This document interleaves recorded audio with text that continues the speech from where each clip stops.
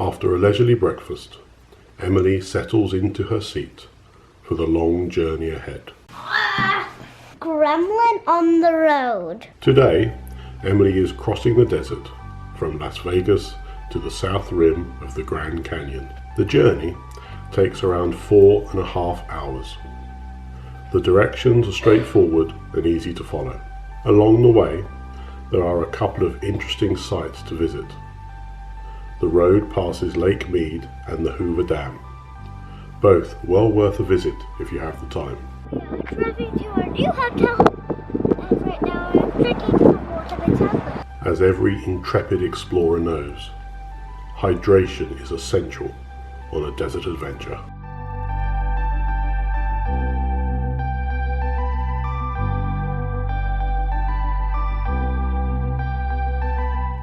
For the most part, the roads are arrow straight. The scenery is amazing. Flat desert plains rise up to snow-covered hills. It's hard to imagine the hardships and struggles faced by the early pioneers in crossing this inhospitable landscape.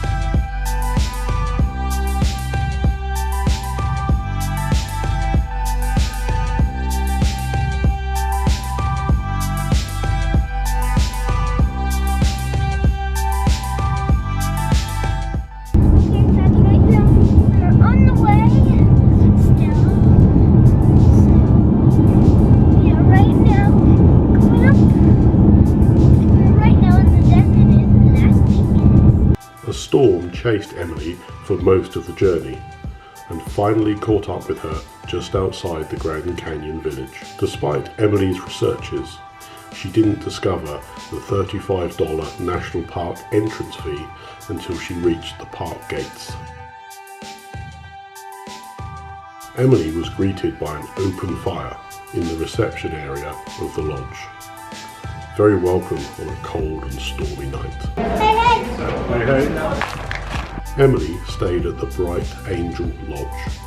Built in 1935, it beautifully balances natural rustic charms with modern day amenities. Emily's room was small, but clean and warm.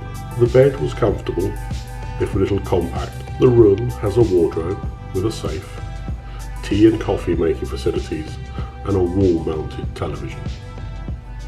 Also, there's an iron and an ironing board if the mood should take you. The bathroom is on the small side and the shower cubicle is minuscule, but the water is hot and the power reasonable. There's ample car parking around each lodge. Emily braved the cold before breakfast, and boy was it cold, to have her first look at the Grand Canyon.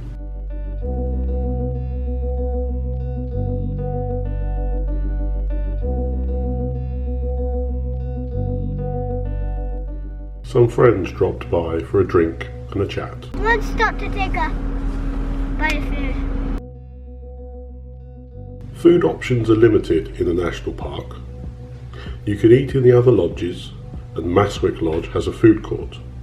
Otherwise, you need to drive back to the Grand Canyon Village outside of the national park. How long minutes? That's my long. Emily ate in the Harvey House Cafe in Bright Angel Lodge. The food was excellent, and the service attentive. The portions were normal sized, which was a great relief following the supersizings of Las Vegas. Grand Canyon Village has the usual array of fast food restaurants, as well as steakhouses, pizza restaurants, and the like. Grand Canyon Village is an alternative to staying in one of the national park lodges. Emily stayed at the Bright Angel Lodge, as the attraction of waking up on the rim of the Grand Canyon was too great.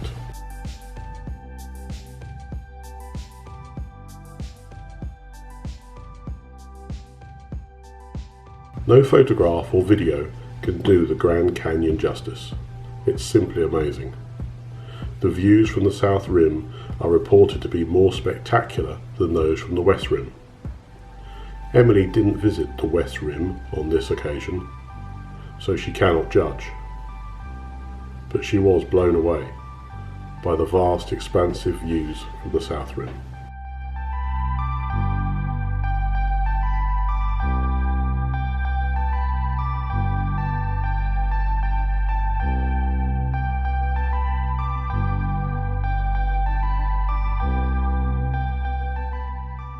There are many ways to explore and experience the Grand Canyon, from the viewpoints, by hiking trails, by white water rafting, or by mule train.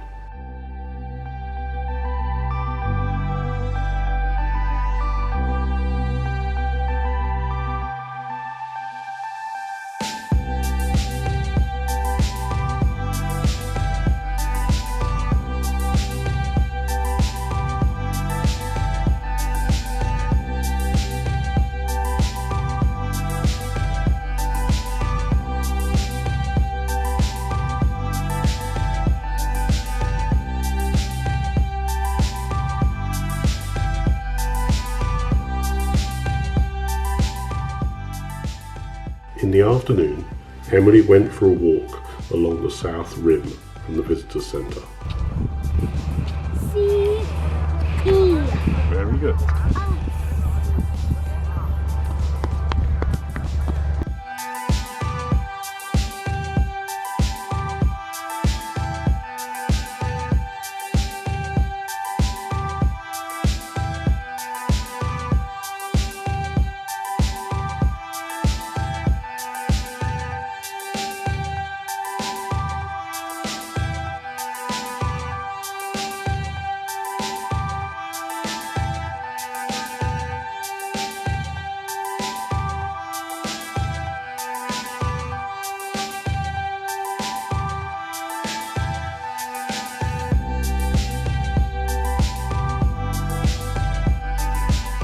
Gilbert, Emily's pet snow leopard, was equally impressed by the views.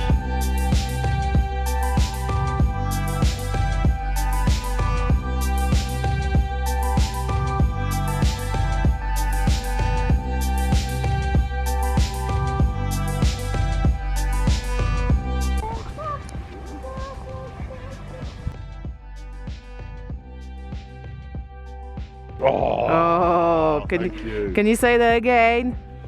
Turn around, say wow.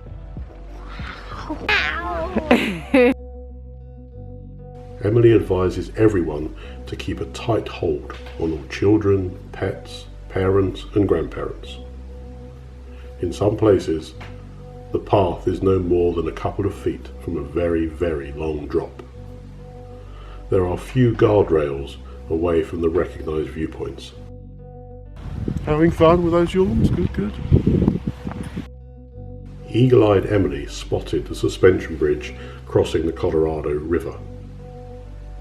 Built in 1928, it's an amazing feat of engineering and human endeavour to construct a bridge in such a remote location. I never did it.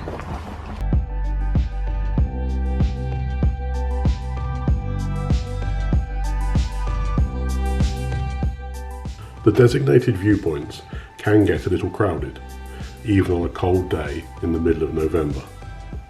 However, a short walk along a paved path in either direction from a viewpoint is rewarded with equally spectacular views and few people.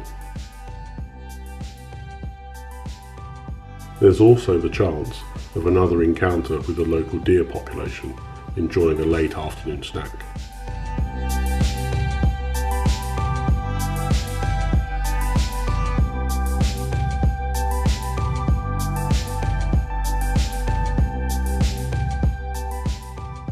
Leaving the national park, Emily was surprised by a queue of cars, until she realised it was caused by a herd of deer saying goodbye to visitors and crossing the road. A marvellous end to a fantastic day.